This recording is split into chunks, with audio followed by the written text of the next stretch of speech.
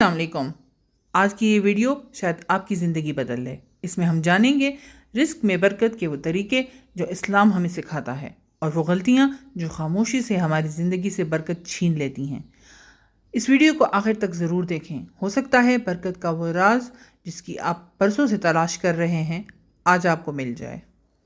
آج کی اس تیز رفتار دنیا میں ہر انسان کی یہ خواہش ہے کہ اس کے پاس ڈھیر و دولت ہو، ایک بڑا گھر ہو، اچھی گاڑی ہو اور وہ پرسکون زندگی گزارے۔ لیکن اکثر دیکھنے میں آتا ہے کہ لوگ دن رات محنت کرتے ہیں، لاکھوں روپے کماتے ہیں، مگر مہینے کے آخر میں ان کے پاس کچھ نہیں بچتا۔ وہ ہمیشہ ذہنی تناؤ، قرضوں کے بوجھ اور پریشانی کا شکار رہتے ہیں۔ اس کے برعکس کچھ لوگ ایسے ہوتے ہیں جن کی آمدنی بہت محدود ہوتی ہے، لیکن ان کے چہرے پر ہمیشہ سکون ہوتا ہے، ان کے تمام کام وقت پر ہو جاتے ہیں اور ان کے گھر میں کبھی کسی چیز کی کمی نہیں ہوتی۔ آخر اس فرق کی وجہ کیا ہے؟ اس کی بنیادی وجہ ایک لفظ ہے اور وہ ہے برکت۔ دولت صرف بینک اکاؤنٹ میں موجود ہندسوں کا نام نہیں، سچی اور حقیقی دولت وہ ہے جس کے ساتھ اللہ کی برکت شامل ہو۔ جب اللہ آپ کے رزق میں برکت ڈال دیتا ہے تو تھوڑی سی آمدنی بھی آپ کی تمام ضروریات کو پورا کرنے کے لیے کافی ہو جاتی ہے۔ آپ کی صحت اچھی رہتی ہے، آپ کے بچے فرمانبردار ہوتے ہیں اور آپ کا دل دنیاوی لالچ سے پاک ہو کر پرسکون ہو جاتا ہے۔ آئیں اب ان روحانی، ذہنی اور عملی اصولوں پر تفصیل سے بات کرتے ہیں جن پر عمل کر کے آپ نہ صرف اپنی دولت میں بے پناہ اضافہ کر سکتے ہیں بلکہ اپنی زندگی کو اور برکت اور سکون سے بھر سکتے ہیں۔ دولت کا حقیقی تصور اور برکت کی اہمیت۔ سب سے پہلے ہمیں اپنے ذہن میں یہ غلط فہمی دور کرنی ہوگی کہ زیادہ پیسہ کمانے کا مطلب ہے امیر ہونا۔ نبی کریم صلی اللہ علیہ وسلم کا ارشاد ہے، دولت مندی ساز و سامان کی کثرت کا نام نہیں بلکہ حقیقی دولت مندی دل کا غنی ہونا ہے، یعنی مطمئن ہونا ہے۔ جب تک انسان کا دل مطمئن نہیں ہوتا وہ دنیا کی تمام دولت سمیٹ کر بھی خود کو غریب اور محتاج ہی سمجھے گا۔ برکت کا مطلب ہے کسی چیز کا بڑھ جانا، اس میں خیر کا پیدا ہونا اور اس کا دیر پا رہنا۔ اگر آپ کے پاس 1 کروڑ روپے ہے لیکن وہ بیماریوں، عدالتی مقدمات، ناگہانی آفتوں میں ضائع ہو جاتا ہے تو اس کا مطلب یہ ہے کہ اس مال میں برکت نہیں تھی۔ لیکن اگر آپ کے پاس 50,000 روپے ہیں اور وہ آپ کی تمام ضروریات کو عزت و احترام کے ساتھ پورا کر رہے ہیں تو یہی اصل برکت ہے۔ ہمیں صرف مال نہیں مانگنا بلکہ برکت والا مال مانگنا ہے۔ استغفار کی طاقت رزق کے بند دروازوں کی چابی ہے۔ اگر آپ کو لگتا ہے کہ آپ کے رزق کے دروازے بند ہیں تو اس کا سب سے بڑا حل استغفار ہے۔ قرآن مجید میں سورہ نوح میں اللہ تعالیٰ نے حضرت نوح علیہ السلام کی زبان سے فرمایا، اپنے رب سے معافی مانگو، بے شک وہ بڑا بخشنے والا ہے، وہ تم پر آسمان سے خوب بارشیں برسائے گا اور تمہارے مال اور اولاد میں اضافہ کرے گا اور تمہارے لیے باغات اور نہریں بنا دے گا۔ یہ آیت واضح طور پر بتاتی ہے کہ استغفار کا تعلق صرف گناہوں کی معافی سے نہیں بلکہ اس کا براہ راست تعلق دنیاوی مال و دولت، اولاد اور خوشحالی کے ساتھ بھی ہے۔ جب ہم سچے دل سے استغفار کرتے ہیں تو ہمارے گناہوں کی وجہ سے رزق پر جو بندشیں لگی ہوتی ہیں وہ ختم ہو جاتی ہیں اور اللہ غیب سے رزق کے ایسے اسباب پیدا کرتا ہے جن کا انسان تصور بھی نہیں کر سکتا۔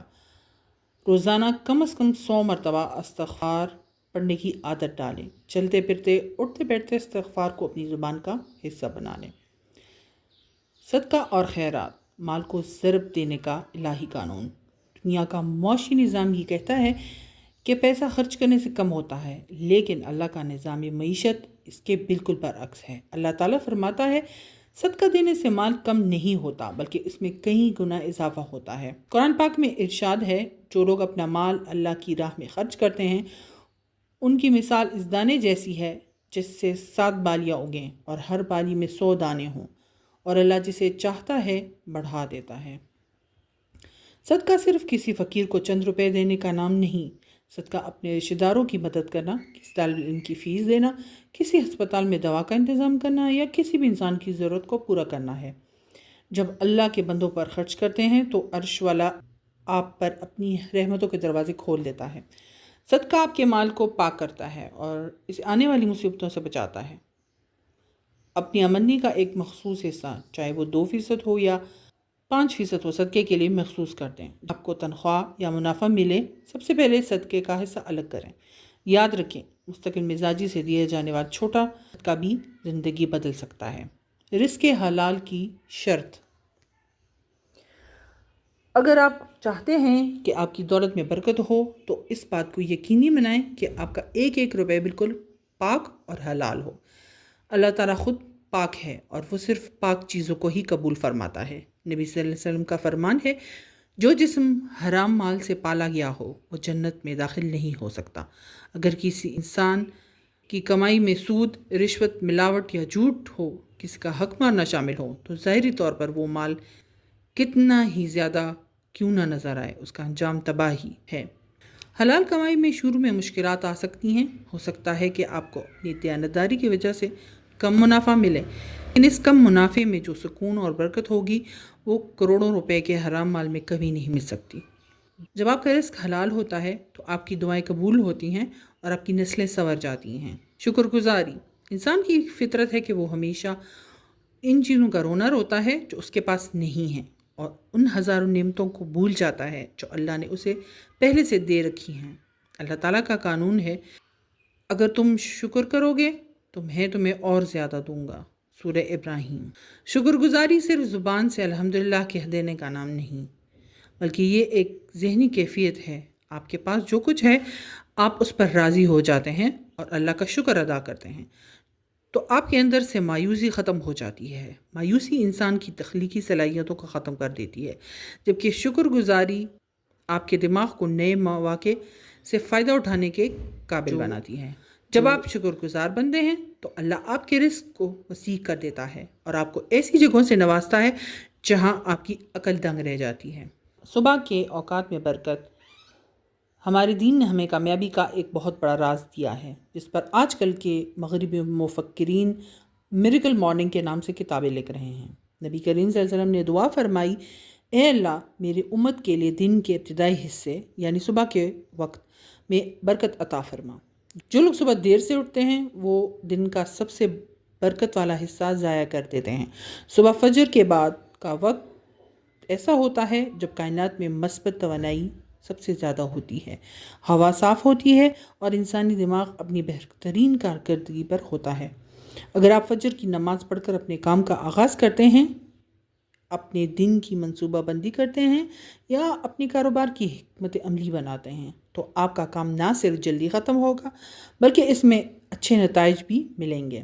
صبح جلدی اٹھنے سے آپ کو وقت کی فراوانی کا احساس ہوتا ہے۔ صلہ رحمی: بہت سے لوگ یہ سمجھتے ہیں کہ رشتہ داروں پر پیسہ خرچ کرنا یا ان کے نخرے اٹھانا وقت اور پیسوں کا ضیاع ہے، لیکن اسلام ہمیں یہ سبق سکھاتا ہے کہ رشتہ داروں کے ساتھ تعلق کو جوڑنا رزق میں اضافے کا ایک بڑا ذریعہ ہے۔ رسول صلی اللہ علیہ وسلم نے فرمایا، جو شخص یہ پسند کرتا ہو کہ اس کے رزق میں وسعت کی جائے اور اس کی عمر لمبی کی جائے تو اسے چاہیے کہ وہ صلہ رحمی کرے۔ اگر آپ کے قریبی رشتہ داروں جیسے بہن بھائی، چاچو، ماموں یا خاندان میں کوئی ضرورت مند ہے تو ان کی مدد کرنا عام غریبوں کی مدد کرنے سے دگنا اجر رکھتا ہے۔ ایک اجر صلہ رحمی کا اور دوسرا صدقے کا۔ جب آپ اپنے خون کے رشتوں کا خیال رکھتے ہیں تو اللہ آپ کے رزق کے راستے ہموار کر دیتا ہے۔ توکل اور انتھک محنت: برکت کا مطلب یہ ہرگز نہیں ہے کہ انسان ہاتھ پر ہاتھ دھرے بیٹھا رہے اور یہ امید کرے کہ آسمان سے نوٹوں کی بارش ہوگی۔ اسلام ہمیں توکل سکھاتا ہے، اور توکل کا مطلب ہے اپنی پوری طاقت، صلاحیت اور عقل کا استعمال کرتے ہوئے محنت کی جائے اور پھر اس نتیجے کو اللہ پر چھوڑ دیا جائے۔ قرآن پاک میں صاف الفاظ میں فرمایا گیا ہے، اور یہ کہ انسان کے لیے کچھ نہیں مگر وہ جس کی اس نے کوشش کی۔ سورہ واقعہ کی تلاوت: حدیث مبارک اور بزرگوں کے مجربات سے یہ بات ثابت ہے کہ قرآن مجید کی کچھ صورتیں ایسی ہیں جن کی تلاوت رزق کی تنگی کو دور کرتی ہے۔ حضرت عبداللہ بن مسعود رضی اللہ عنہ سے روایت ہے، رسول اللہ صلی اللہ علیہ وسلم نے فرمایا، جو شخص ہر رات سورہ واقعہ پڑھے گا اسے کبھی فاقہ نہیں پہنچے گا۔ اپنے گھر میں ایسا ماحول بنائیں کہ روزانہ مغرب یا عشاء کی نماز کے بعد سورہ واقعہ کی تلاوت کی جائے۔ یہ سورہ انسان کے دل سے دنیا کا خوف نکالتی ہے اور اللہ کی ذات پر یقین کو پختہ کرتی ہے، جس کے نتیجے میں رزق کے بند دروازے کھل جاتے ہیں۔ مایوسی کو الوداع کہیں: آج آپ کے بینک اکاؤنٹ میں پیسے نہیں ہیں، آپ پر قرض کا بوجھ ہے، یا اگر آپ کا کاروبار بالکل ٹھپ ہو چکا ہے، تو مایوس مت ہوں۔ مایوسی شیطان کا سب سے بڑا ہتھیار ہے جو آپ کو اللہ کی رحمت سے دور کرتی ہے۔ یاد رکھیں کہ حالات کبھی ایک جیسے نہیں رہتے۔ جس خدا نے رات کے بعد دن کو نکالا ہے، آپ کی تنگی کو سیکنڈوں میں فراغی میں بدل سکتا ہے۔ سوچ کو بدلیں۔ یہ کہنا چھوڑ دیں کہ میں غریب ہوں یا میری قسمت خراب ہے۔ اس کے بجائے یہ کہنا شروع کریں، میرا رب بہت بڑا ہے، وہ مجھے ضرور نوازے گا، اور میں حلال طریقے سے محنت کر کے اپنی زندگی بدلوں گا۔ اپنی نیت کو صاف کریں، اپنے والدین کی خدمت کریں، نمازوں کی پابندی کریں، اور اللہ پر ایسا توکل کریں جیسا کہ توکل کرنے کا حق ہے۔